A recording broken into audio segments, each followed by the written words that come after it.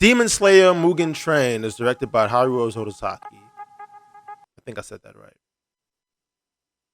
This is the film that stands as the season 2 for the anime series Demon Slayer. Here we have Tanjiro and the gang where season 1 leaves off, where they have to embark on this new mission to confront demons aboard a train. Now, one of the things that I love about anime culture, okay, is that when a movie is coming out that's based around a particular show, it usually runs itself like it's a whole event. It's something unlike most theatrical releases, but it's something very unique and special about these particular films. That's mainly the audience. It just feels good to know that everyone is just on board and aligned with the storyline and the characters and the whole lore of it all. And everyone is just happy to be there. You know what I'm saying? It's something different than, you know, going to a Marvel movie or going to a Star Wars movie. You know what I'm saying? It's just everyone just likes being there and everybody's just enjoying themselves. And it's like we all can get on board to say, yo, like, you seen the show? I've seen the show. I'm a fan of this, that, and the other, man. And I just appreciate how anime has kind of gotten to the mainstream the way it has, you know, because we need more things like this. But overall, the experience that I had from just the movie itself, it was just so invigorating. Now let's talk about the film. First off, the animation is state of the art. Just from the first shot alone, you can see that there's money and a lot of effort that they put into just something as simple as leaves on a tree. Very, very good rendering on that stuff, man. Some of it is mixed in with computer, but it's all so seamless, you know? Something that I wish Berserk would have done. Let's move on. What I thought was pretty cool as well was how the film lays groundwork to bring elements out for Rengoku's character. Now, he's definitely the standout of the entire film, mind you, but, you know, they do something where they bring out just a little bit of a backstory for him to make him be more than just a badass with the sword. You know what I'm saying? But Rengoku's cold as shit. Let me just set that for you. He was the shit. And just a quick side note that the character work for the entire series in general, from Tanjiro to even the yellow boy, you know, yes, I'm gonna call him yellow boy because he's not really useful until he passes out. It's all very well written. I've never read the manga, okay, but the backstories are just impeccable. Like, even for the demons, like there's enough there for you to just even sympathize with the demons of the show. You know, like the antagonists. You know, and it's not like these are like the main bosses of the movie or the show, but like they do something where when the demise comes, you start to somewhat feel bad about why they, you know, came to be in the first place and stuff. And so it's always like a sorrowful tragedy. Kind of reminds me of Assassin's Creed. You know, like when you're playing the assassin, then when you kill someone, and then it goes into like this whole it goes into this trance thing when everything's all white or whatever, or black, whichever game you're playing. And then it's just you and the guy you killed, and he's like telling you about, you know, when I was a child. You know what I mean? It helped me connect with them and the characters a little bit more, and you know, it's just props to the writing of it. Film is also very heavy in exposition. Okay, but look, this is anime that we're talking about.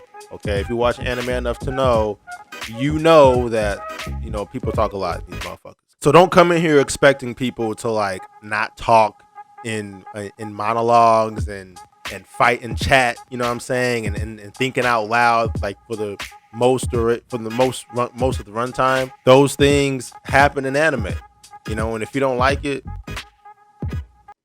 it's your loss. I mean, what can I say? But the exposition, it does get a bit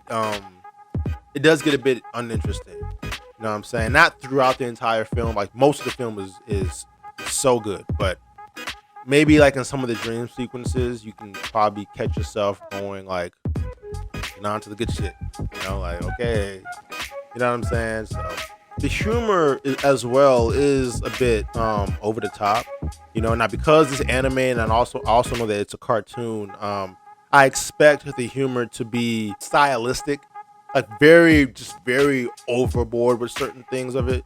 So I tend to usually give it a pass on it a lot, and maybe it's just the nature of the writer's sense of humor, you know what I'm saying? But you know, I will say that sometimes they do run those jokes to the ground. Now, of course, I'm talking about the yellow guy, the Zenitsu's character, you know, and look, dude is just unbearable. Okay. And the only reason why I tolerate him is because every so often he'll turn into a badass and just completely dominate. But other than that, he's just extremely annoying, and he screams a lot and is like probably the biggest pussy of the entire posse. But you know, it can get a little obnoxious sometimes just when he's doing this thing. But when he screams, man, that voice actor probably, yeah, I don't know what his prep time is for that shit, but Jesus Christ. Also, the third anime to make me cry. This is another reason why I love the anime culture so much, because those scenes, those drama scenes that are happening on screen, they tend to they hit different when everyone is crying around you. You know what I'm saying? Because we're all just fans of the show. We all appreciate the characters that are, you know, written for this show, and when everybody's sort of just on par with what they're getting into, and then some drama scenes, some really deep drama scenes are happening, and everyone is crying, it's just like, I know, bro. I know. You get what I'm saying? And I went to a theater to see this thing. So when I tell you, like, the surround sound effect when you're just in that theater, and then the music kind of cues in, and with the violins and the pianos and things like that, it's like, oh my God, like, gee, it pulls on your heartstrings a little bit. That's all I'm saying. And this is the third anime that actually made me get very emotional like that. You know what I'm saying? But it was such a touching. It was just fucking good. Shut up. Great action, great animation, and just overall a damn good time. And the fact that we was all fans watching this thing just made it 10 times better. So I'm giving it an 8.75 out of 10. I'm most definitely so pumped for season 3. Like, oh, I'm so pumped for season 3, man. Like, this series was so damn good. But it's probably like movie and series alone, it's probably my my favorite anime this year, for as far as new animes have come out.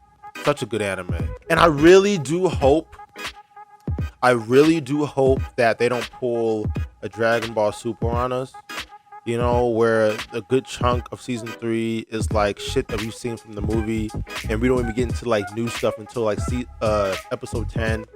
You know what I'm saying? Like, when they did that with the series of Dragon Ball Super, I was just like, why do I need, like, that's a whole chunk of time that I'm not watching the show just because I have the movies already.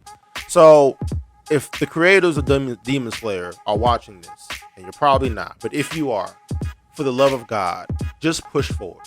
Just have the movie be its movie, have it be canon, and just start the series off with new shit. Okay, I'm already gonna buy the Blu-ray. All right, I'm already gonna get it. So just continue, please. So that's my review on Demon Slayer Mugen Train. If you like this video, hit the like button. And if you love this video, like I love anime, hit subscribe. Okay, and I'll see you guys in the next video. All right, peace.